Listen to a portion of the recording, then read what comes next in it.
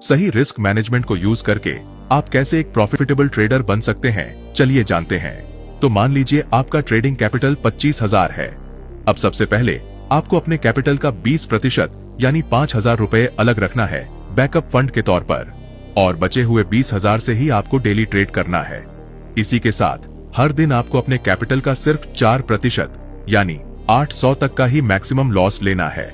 अब मान लो आपने निफ्टी में एक ट्रेड लिया है जहां आपका स्टॉप लॉस 10 पॉइंट्स का है, तो अब पोजीशन साइज निकालने के लिए हम डेली लॉस को स्टॉप लॉस के साथ डिवाइड करेंगे, तो आंसर आता है 80 क्वांटिटी।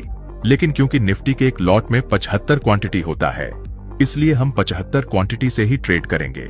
और अगर आप हर ट्रेड में 1:3 के रिस्क टू रिवॉर्ड रेशियो को फॉलो करते हैं, तो 10 पॉइंट्स के स्टॉप लॉस पर यहां आपका टारगेट 30 पॉइंट्स का होना चाहिए।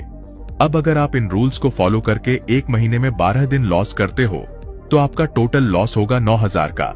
लेकिन वही अगर आप सिर्फ 8 दिन प्रॉफिट करते हो, तो आपका टोटल प्रॉफिट होगा करीब 18,000 का।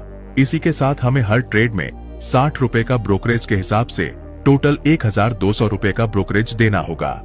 तो अगर हम टोटल प्रॉफिट में से लॉस और ब्रोकरेज को माइनस करें, तो भी एक महीने के एंड में आप 7,800 रुपए के प्रॉफिट में रहेंगे।